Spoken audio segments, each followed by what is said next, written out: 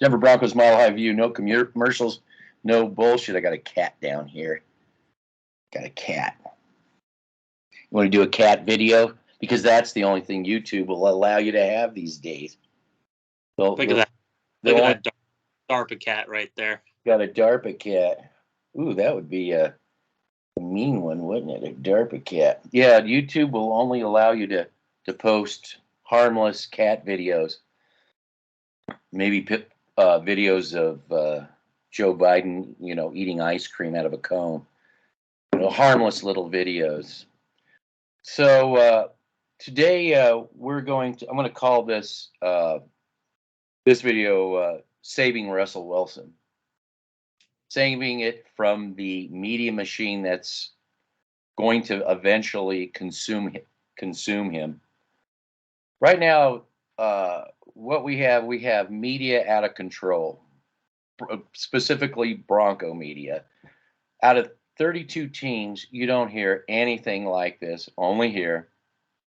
We've brought this up many times, and it's gotten so out of hand that even other people have had to call out certain Bronco media for misrepresentation, which, most of it is misrepresentation. That's called overhype. The overhyping of the Denver Broncos, and just general misinformation. Kliss began the misinformation with the contract, and had to retract, but that didn't stop the infamous Mile High bubble to go out and echo that far and wide, which turned out to be not true. It would be Aaron Rodgers, it was an Aaron Rodgers moment, by the way, with Russell Wilson's contract. Again, Mark Schlereth, Aaron Rodgers is there are 32 teams, and we got to put up with this garbage. And when we say creating a toxic environment, now you got media, different media, devouring each other, going after each other, because it's so out of control here. We were the people, nobody else. These guys that don't get paid, that supposedly you don't get paid, so you don't know. We didn't put out the garbage about Aaron Rodgers signing a contract. We didn't put out the garbage of Russell Wilson's $250 million contract. People with over here, us too, with some semblance of reason, no hype. That's why you say no bullshit. We said that it's not logical that anything like this is going to get done until there's an owner. Rodgers has talked to the owner. Rodgers, God, I mean, this was such a Rodgers moment. I just can't get the whole thing. I can't even get the two separated. They're like, it's just one and the same. Russell Wilson has to talk to the owner. They're going to have a conversation. Now, Colby Sports, which is no connection to us whatsoever, had the balls, had the guts. Somebody came out and called out Mile High Huddle, and said that the Broncos should test the waters of Russell Wilson before paying him all this money. Well, that sounds logical to me. That would be, but you don't get that from any of those media. It's just knee jerk this, knee jerk that. But on the flip side, let's be fair. Russell Wilson has every right to test drive the Denver Broncos and see if he's being sold a bill of goods. Okay? Because in my opinion, if this thing goes south, if this thing doesn't go the way that the overhype has generated, and we say toxic fans for a reason, this fan base has become the number one toxic. They're like the old Raiders of the 90s.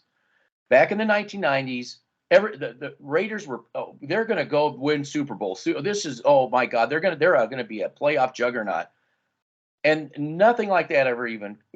It just all evaporated, and they were just the most toxic fans. And anybody who dare say that the Raiders weren't going to do that, masses of people would come and attack. And I just wanted to share this. The national consensus is no. We don't buy the local bullshit that's going on in Denver. And this guy is like, do you have anything else on Denver? I just want to play this. This is just how it is. Big dogs at the top. Okay, you got a final thought here on the Broncos?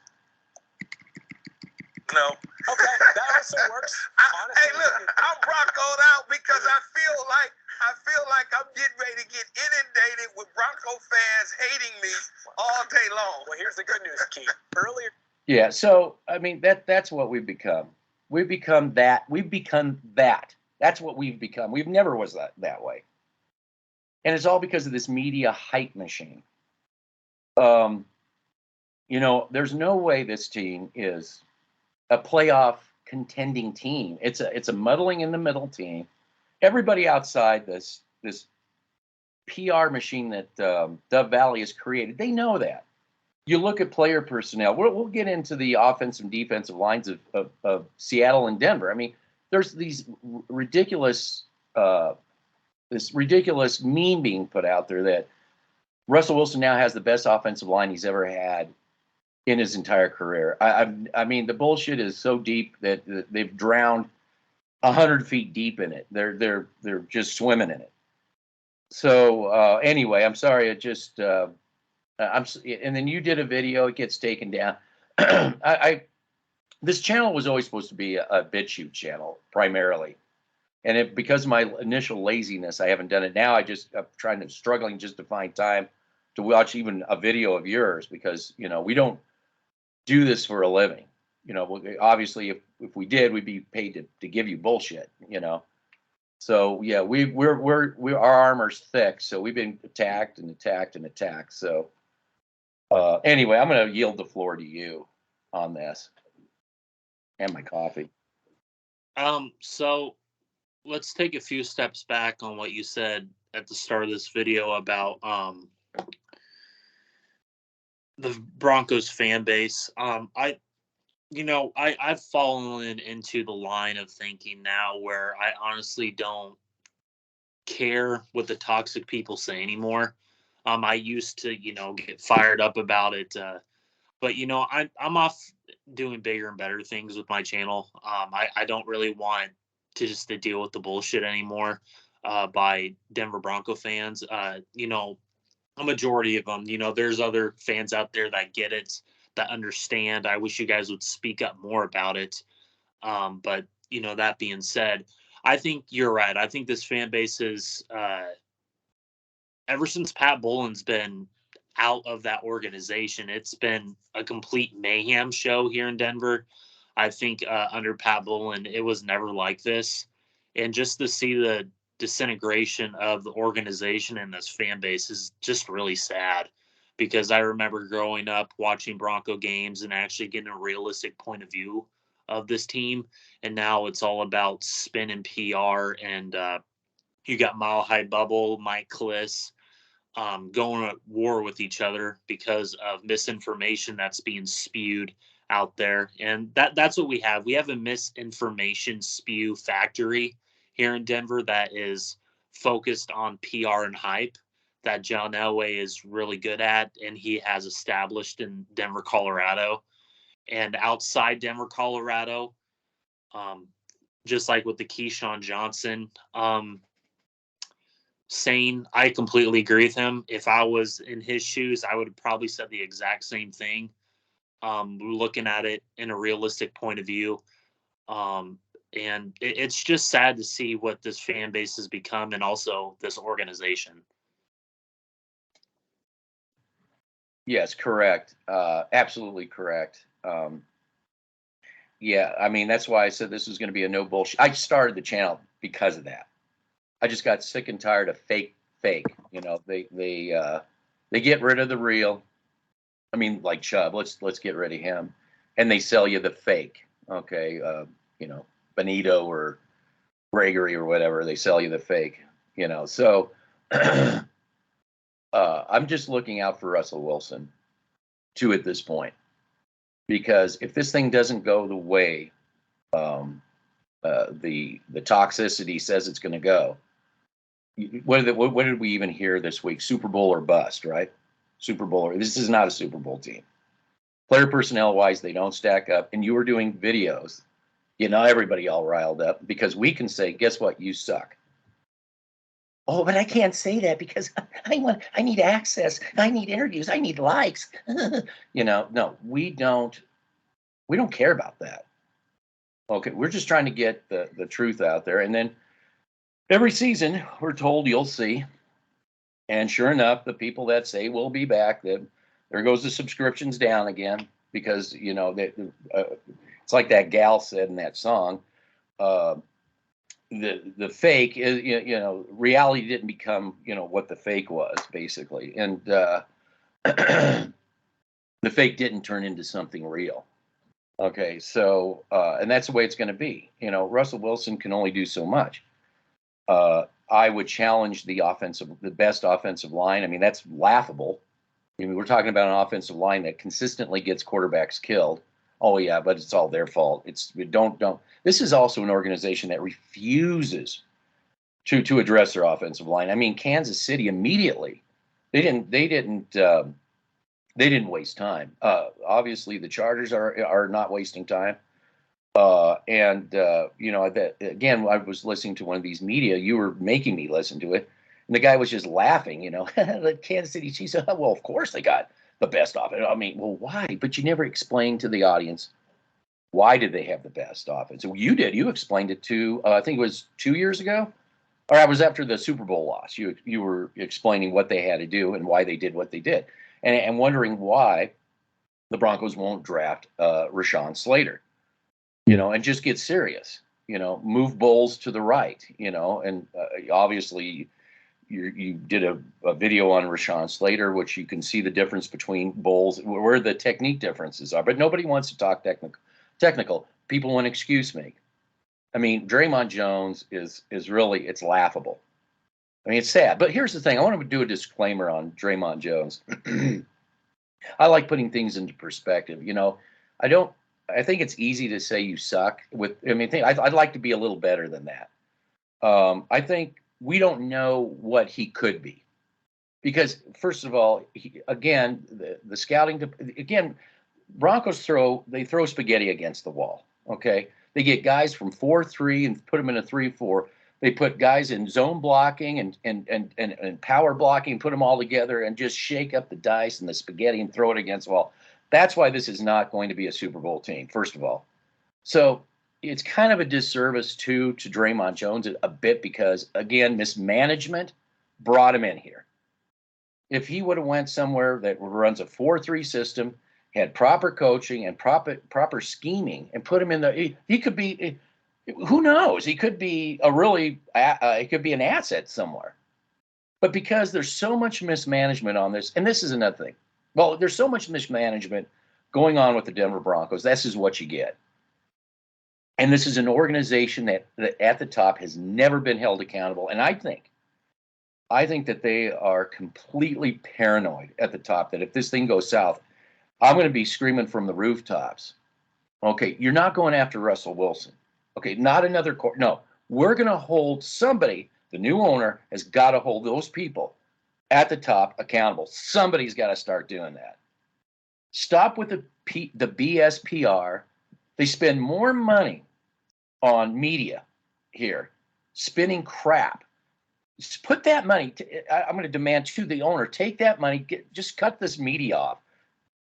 Let them figure out where to get their revenue from. And if they need to be critical, let them be critical. But what they need to do is maybe, put that money towards actual scouting and come up, find a coaching staff if it's, I don't know, Hackett, I don't know.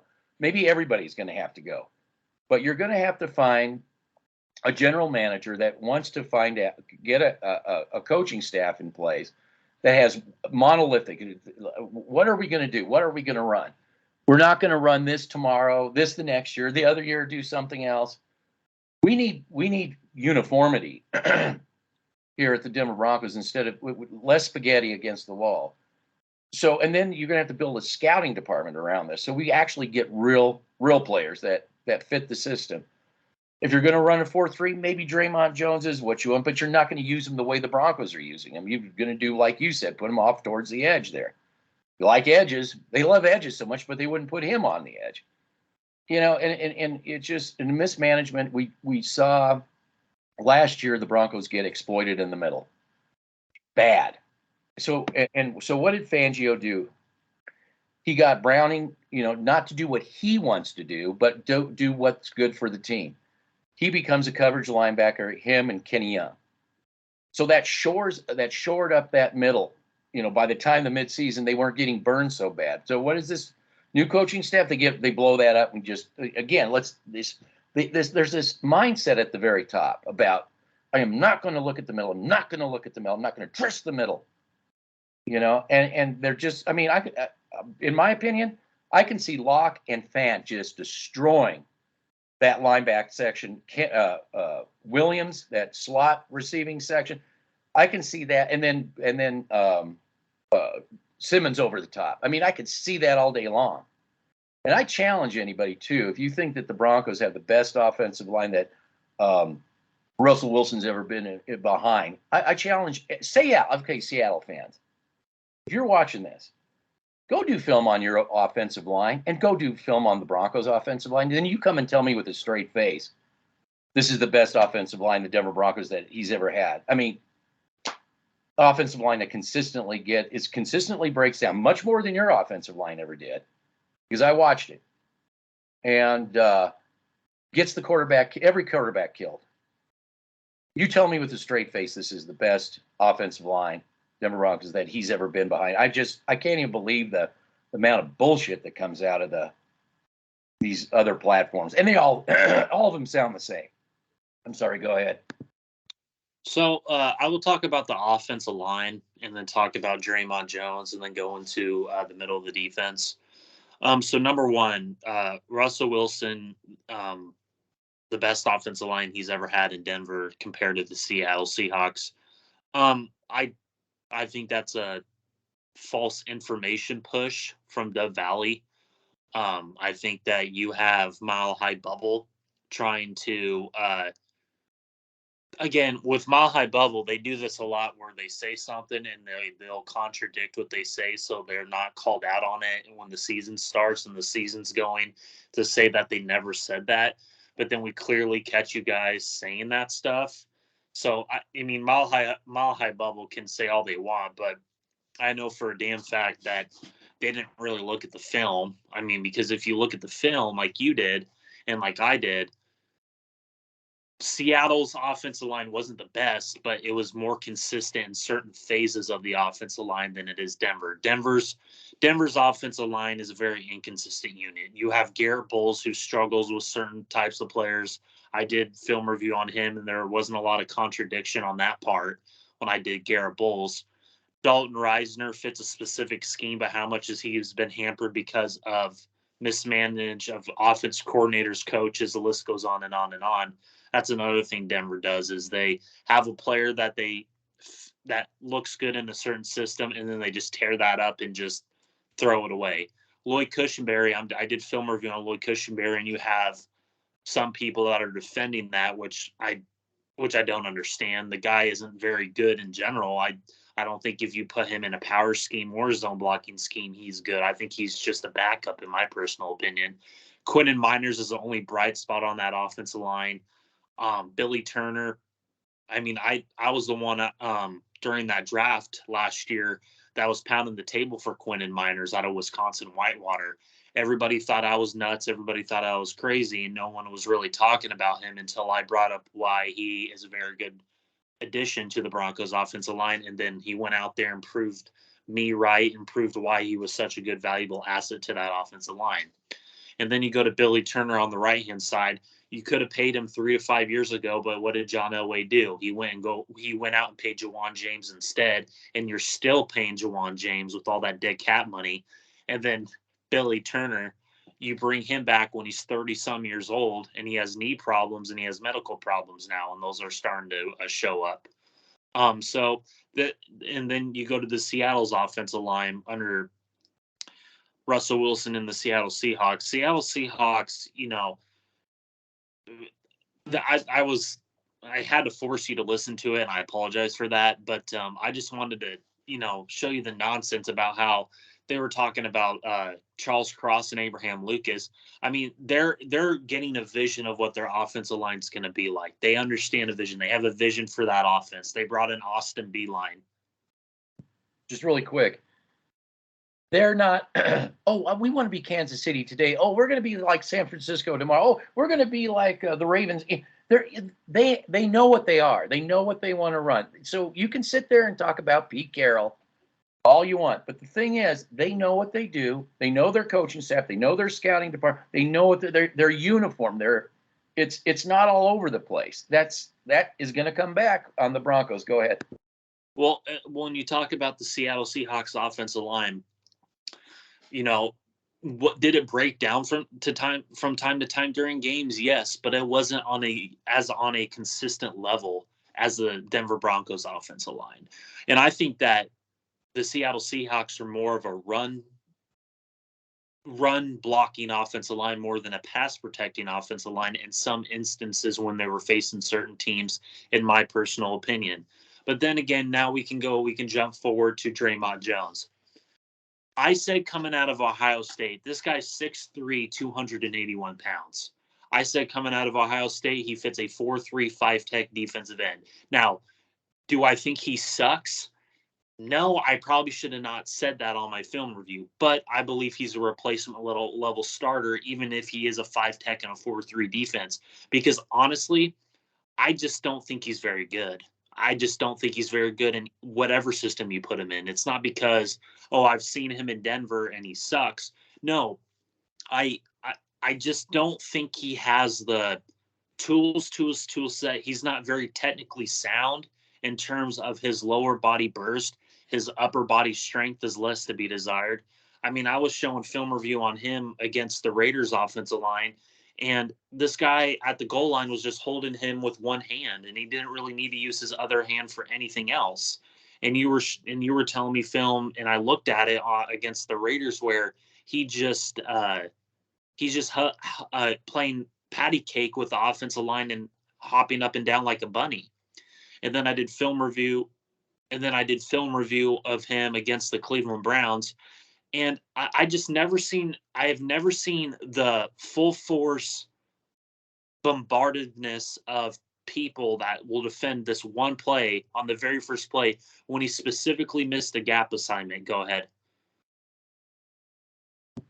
I got to chime in because this is the problem. This is the toxicity, but we just love our team. If you love your team, you want it to get better. You don't cheerlead and excuse make for bad football.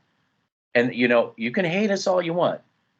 We want 1997 roster. We want 2012 roster. And by the way, it's blasphemous to call this better than any of those rosters. Blasphemous. We're not going to let you do that. We know you listen to this 8 channel saying the same thing, that this is like, I don't know, it's San Francisco back in the 80s in its prime, or whatever, the Steelers back in the 70s, and it's whatever it is, this dynasty thing, it's not going to be. And I'm not saying it's the worst team, but it's a muddle in the middle team. It's at best, if the dominoes fall just right, maybe 9-8, 7-10 wouldn't surprise me at all. And I'm going to get into defending Russell Wilson here in just a second, but I want you to go ahead and finish up. Yeah, I apologize that I'm taking so long defining this because I've been doing it on my channel. But anyway, going back to the Draymond Jones point, I've never seen anything like it before. How bad he is in the defense that he gets just blows my mind. Also, I did film review of him against comparison to Malik Jackson. And, you have the typical Bronco fans that will come on the channel and say the same old thing that they said about another certain player and say that he had 1 sack against the Kansas City Chiefs. Okay, he had 1 sack against the Kansas City Chiefs, but why? How did he get that sack? Was it a coverage sack? Was it a sack caused by another player?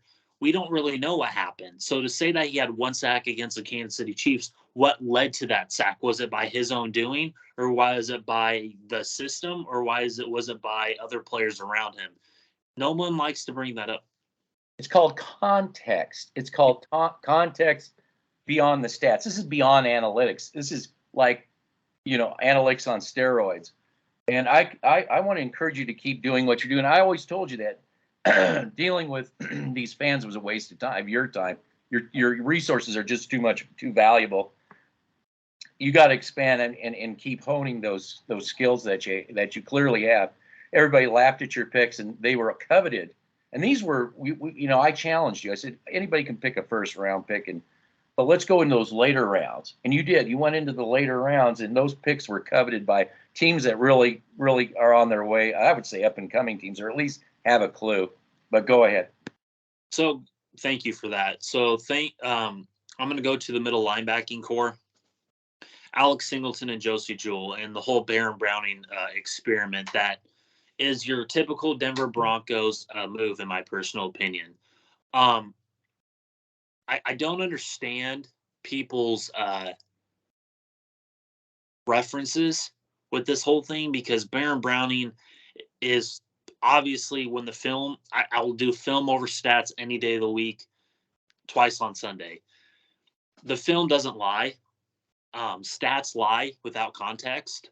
And when I did film on Baron Browning, he was clearly better at middle linebacker. It was really hard for me to find tape of him playing off-ball linebacker. And the people say that they found tape are more of highlight reels than anything else, in my personal opinion.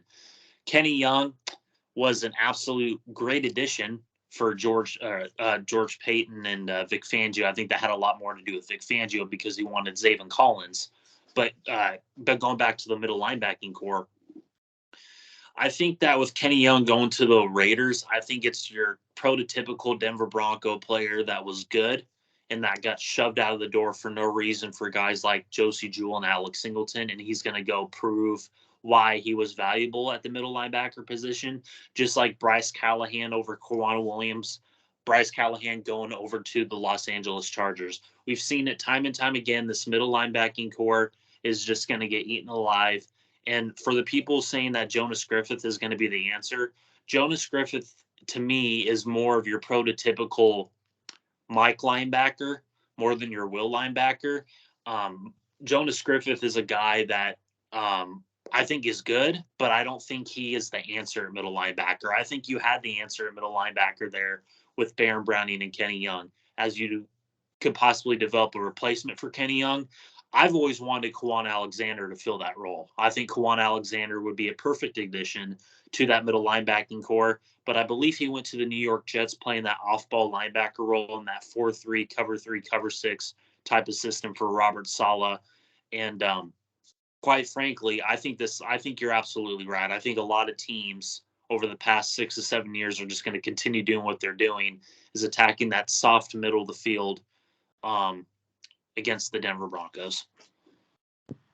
I've never, I've never seen a team, and again, this monolithic media machine, eight platforms saying the same thing, willfully ignore the middle as it year in and year out gets chewed up, and they refuse to talk about it. So what I see is just to continue. Like you said, I think the defense is going to really take a dive based off of the moves that they're making, the arrogance that I'm seeing, and I have no way to defend it.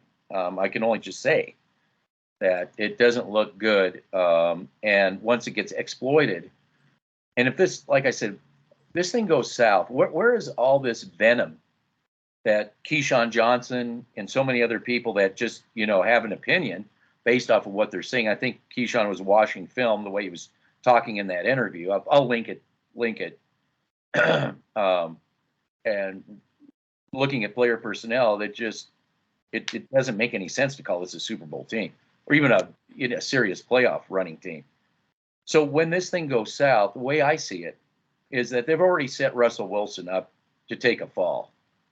Right now it's like it's Russell Wilson is past his prime, this kind of thing. And in my opinion, it's not a Russell Wilson issue per se. To me, it's an organizational issue. You put Russell Wilson in an organization with the right player personnel, that fits his strengths. And what is Russell Wilson's strengths? Well, number one, it's a run heavy system. It's also a pocket passing system. You can do some bootleg play action with him for sure, but Russell Wilson's production when going back watching the tape, his completion percentage is really off the chart when he stays in the pocket and he's doing like his Tom Brady. He's doing his best Tom Brady.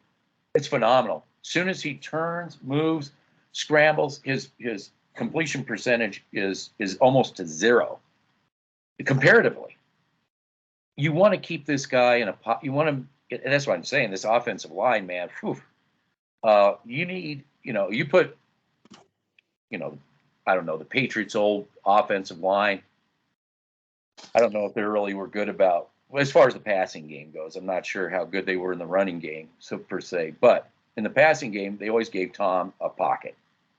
If you give that to Russell Wilson, they would be a really good. I think they'd be a good offense with these receivers who are overrated.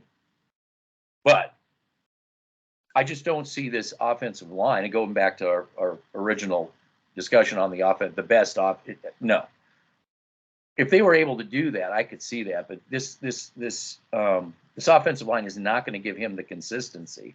And again, what were we hearing? Well, if we move this offensive line, put him here, move him here, does that sound like a solid offensive line to you, or does it sound like hope, maybe, perhaps? Is it more like that? I think it's a lot more of mishmeshing of players that don't fit a certain ideology in a West Coast zone run system.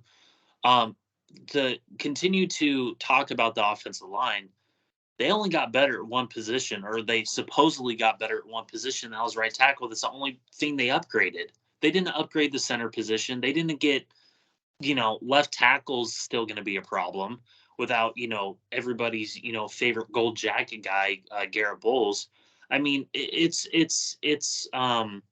really sad to see what Pat Bolin's vision was and Adam Peters' vision and John Beek's vision of an offensive line was compared to what you would think John Elway playing under Pat Bolin and Mike Shanahan and Joe Gibbs, what an offensive line should be. But now that you see John Elway's version of it, it looks like just a spaghetti factory of players. You got Natane Moody, he's a power gap guy. You got Graham Glasgow, who's a power gap guy. You got Lloyd Cushenberry, who's a power gap guy. You got Calvin Anderson playing both tackle positions. How about you just stick him at right tackle? Get another swing tackle. Tom Compton's past his prime. I don't think he's very good at all. Billy Turner's clearly on the downhill of his career, not the uphill of his career. Quentin Miners is the only bright spot. Dalton Risner's been hampered by so much bad coaching on the offensive side of the ball. To think that Hackett and Butch Berry is going to change that, I would like to go against the grain on that and say that you're probably going to be wrong. Yeah, no, it's well, we know there's really one head coach at the very top. That's the final say. And in my opinion, if this thing goes south, instead of blaming Russell Wilson, there has to be a focus on the organization itself at the very top. Ownership has got to remove all that riffraff and bring in a different mindset, a complete different mindset. We're already ready for this, me and you. But these toxic Kool-Aid drinking, media in that medium, just gulping it down. This is totally, it couldn't be, it can't be, impossible. So when it becomes the reality, as it always does, they're going to vent their anger and their hate. They always do. This media machine has created a bunch of spoiled brats, really, who think that they're entitled to a playoff just because they killed all these quarterbacks and finally got one guy. I guarantee that venom is going to go right to Russell Wilson, and it has no justification to do so because we're a chronicle. We're not here for subscriptions. We're not here to make people happy and send them to happy land. We're here to chronicleize that Russell Wilson went to a not so good organization. You can't just put it on Russell Wilson. Things have to change in Denver before they'll ever get better. I think also to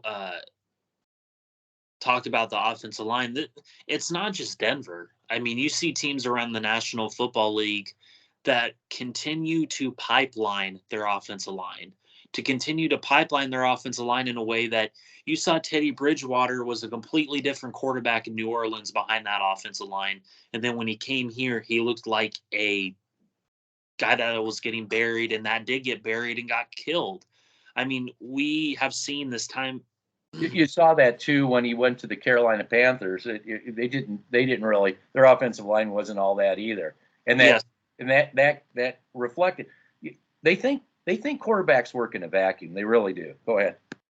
Well, of course they think quarterbacks work in a vacuum, because that's what the media has trained them to think. When you're told the same thing over and over again, you're going to believe what that person's saying. That's just the reality. That's psychology 101. I mean, that's just the way it is. It's mass formation. That's mass Yep. formation, or and the normalizing. Yeah.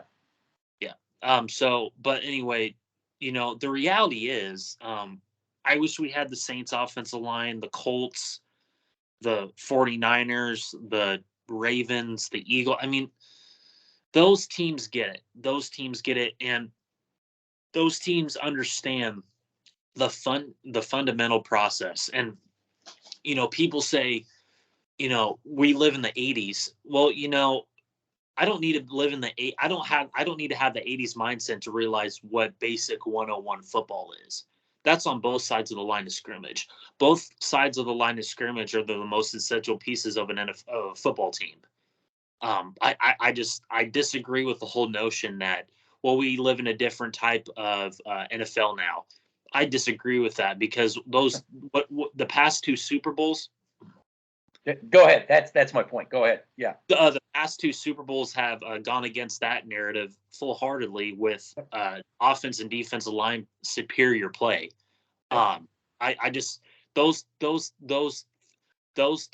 two positions right there, those two balls at the line of scrimmage, those take over football games. Those take over Super Bowls. It's not the quarterback. It's not the receivers. It's not the corners. It's not the safeties. I mean, there's plenty of better safeties out there than what we have in Denver. But going strictly back to the offensive and defensive lines, this is why I do film. This is why I focus the majority of my film on offense and defensive line play, not corners and receivers, because those are only a microcosm of how good your offensive line is, and how much time your quarterback has time to throw in the pocket will make those receivers look very, very good.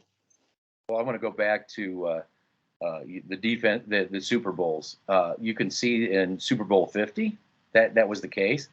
Also, I remember Tom Terrific not looking so terrific when the Giants' defensive line just obliterated his offensive line. He didn't have a prayer. Tom Brady, he didn't have a prayer. Well, the AFC Championship game against Denver in 2015, and this past playoff run with the Buccaneers and the Rams, you saw him beat up time and time again, and that affected and hampered his play on the field. And that's with any quarterback, not just Tom Brady. That's with any other quarterback in the football league. And that's something that Russell Wilson is going to have to contend with. It's going to break down more than not. It's going to break down. But let's talk about the Broncos' defensive line. There's one guy in particular. We got him from the San Francisco 49ers, and his name is? DJ Jones from Ole Miss. You know what? Oh, yeah, just hold on a second. You know what DJ Jones reminds me of in looking at the player personnel around him? He reminds me of Derek Wolfe when we got rid of Malik Jackson, and he was just on an island by himself. You want to talk about that a little bit? Our defensive line, the Derek Wolfe and Malik Jackson. Jones in particular. Okay. And this guy's got with no help around him. Draymond Jones, yeah.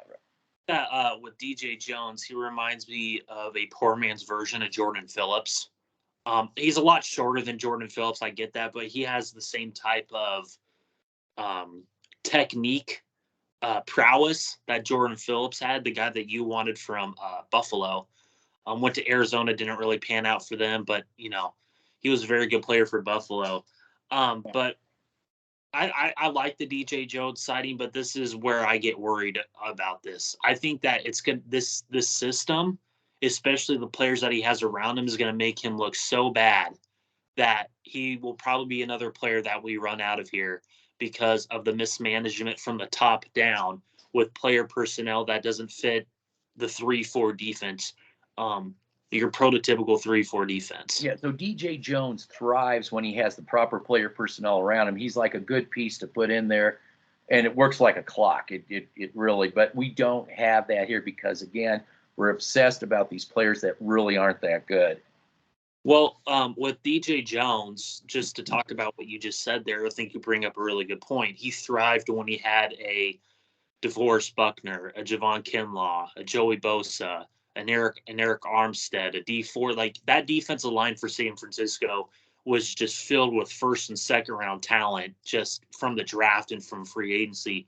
They value that over there with Adam Peters running the show with John Lynch.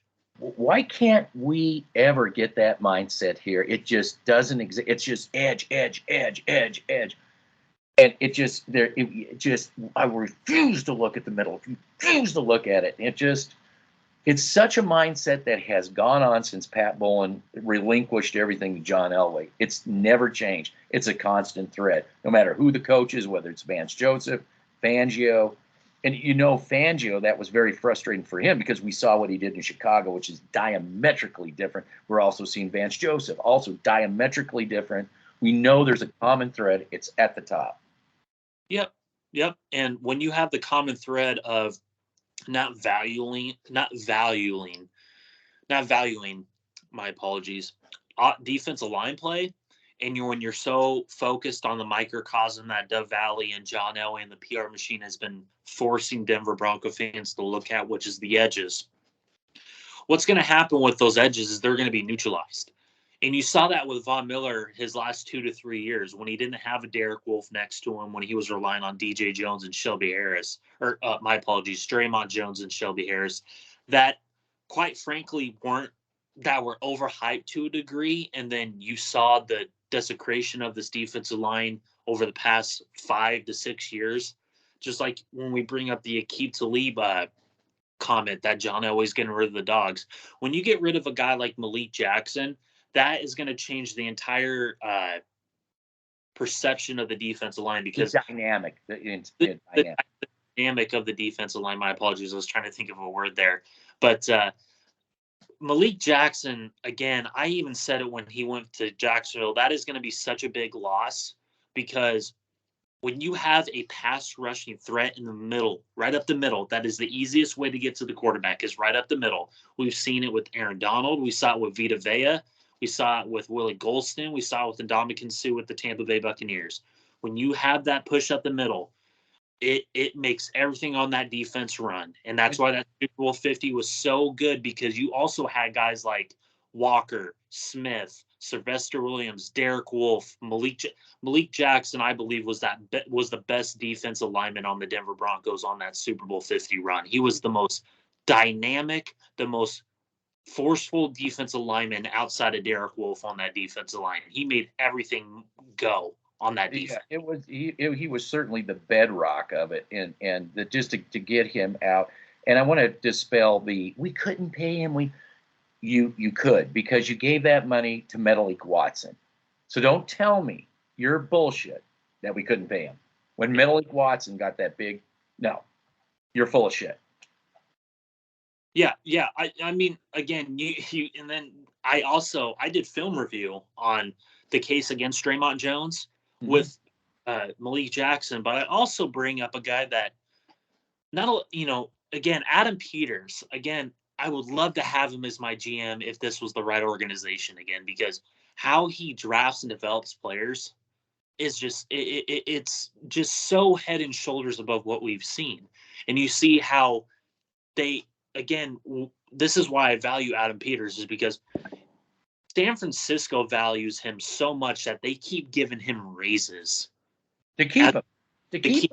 They keep him because he's that valuable to that scouting department, And Malik Jackson, go ahead. I Sorry. was going to say, but that's what he was a challenge to John Elway, because he said, no, I don't believe in your philosophy. Up, out the door you go. Go ahead. Sorry, but again, Malik Jackson was a 6th round pick from Tennessee, and then you have a 7th round pick and Danny Trevathan that I bring up in the Draymond Jones, Malik Jackson film review. I mean, we haven't had a covers linebacker like that since Danny Trevathan. And Danny Trevathan went to Vic Fangio's system in Chicago, where Vic Fangio values that. And then they got Roquan Smith to replace Danny Trevathan.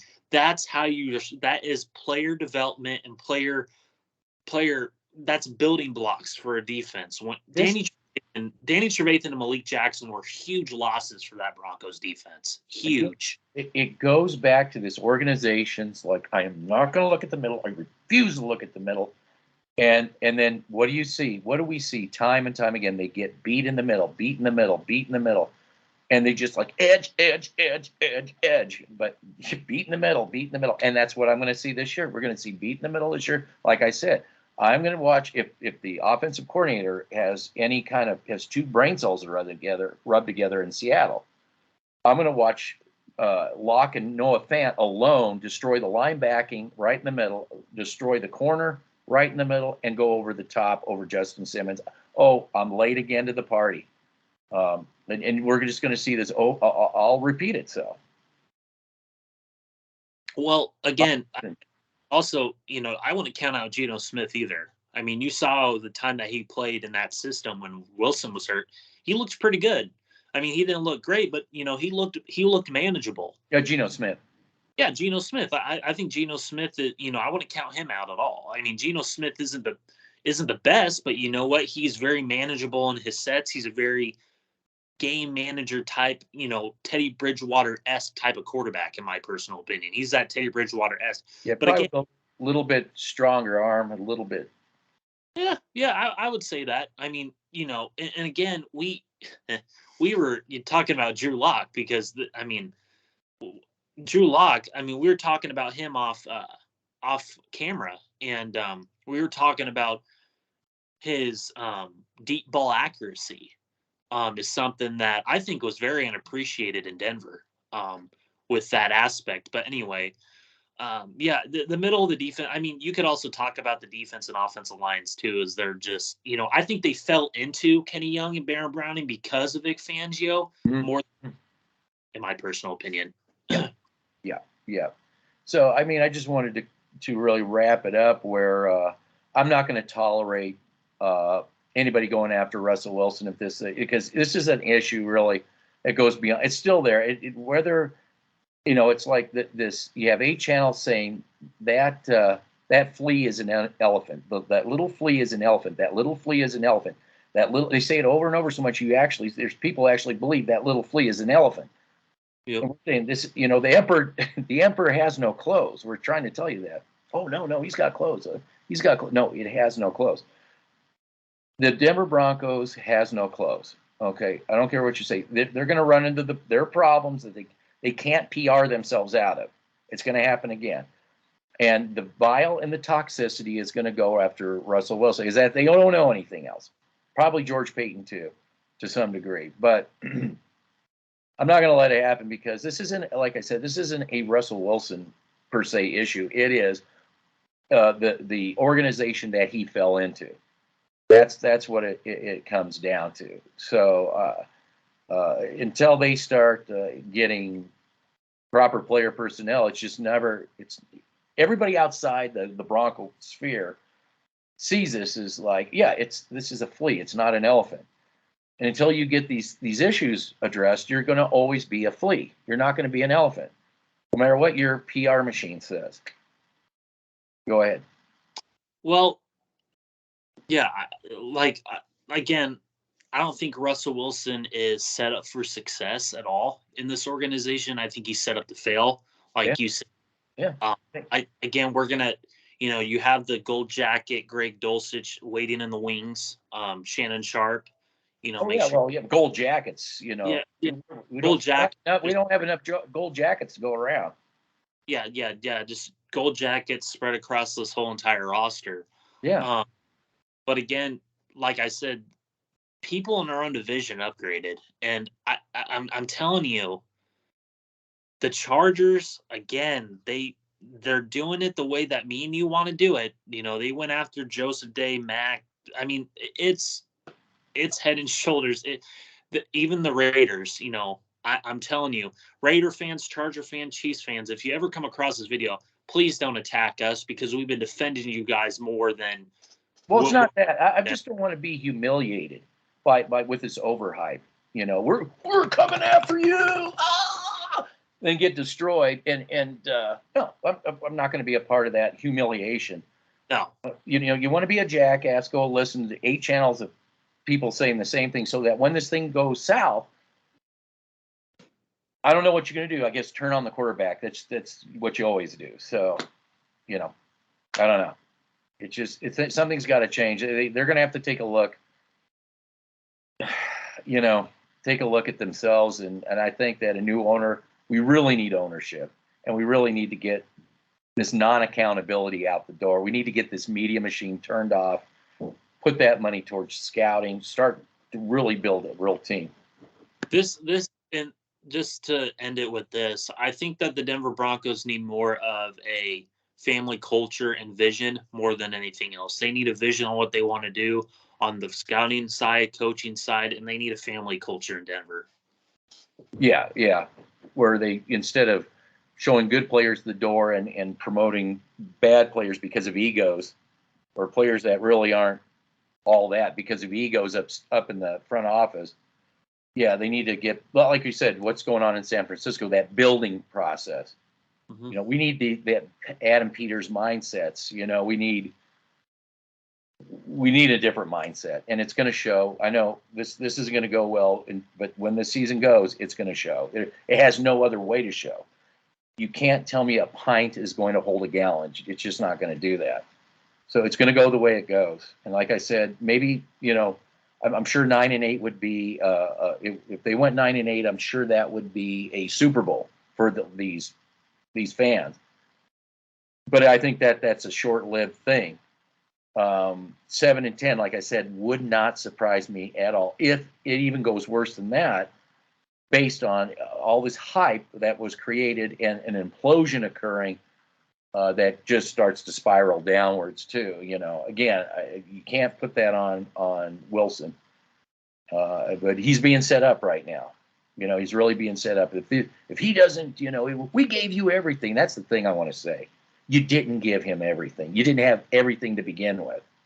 Okay, that's the thing. You didn't give Russell Wilson everything. You can say that, but he didn't have anything to begin with coming here. Really, not that much. So that's my take. I guess we're trying to get ahead of the storm with this video. Just like we were last year with Teddy Bridgewater and Drew Lock, saying that we're going to be running into an iceberg when we were going to go to the Ravens and Steelers, and it was going to be a trickle-down effect from there. And it happened. Yep. It happened. Yeah, it's going to be tough sledding. You got the Texans at home. That sounds like, one you could handle, but, I wouldn't count Seattle out. Definitely San Francisco, you may be over your head there. So Raiders, Raiders and the Colts. Yeah. I mean, it's going to come. It's going to be real then. It's going to be you're an elephant. You're an elephant when you're just a flea. Yeah. So yeah, that's all I really got with that. I'm just want to say that keep doing what you're doing. Go in the direction you think your energy is better spent. And you're a great evaluator. So I think I always felt that was the direction you should go. I can still get better. So that's all I'm trying to do. So. Yeah, well, you have plenty of resources, and you can keep getting more resources to help you get where you're going. I got to get going. Like I said, I never have time. I'm always in trouble for even doing these, as you know, from the boss, this kind of thing. Yeah, it just never ends. So That's why we held it even further out. So anyway, so I guess that's about it for now. Yeah, I think that's it for me on my side. Yeah, one of these days I'll start the BitChute channel. Awesome. Yeah, that was always supposed to be the main channel anyway. All right. I'm not really happy, YouTube, because of a few ball babies. You can't talk about media. Let's go to BitChute where we don't have to play these political games, and we can have free speech again. Free speech. Yeah, you bet. Take care. You too. Bye-bye. Bye.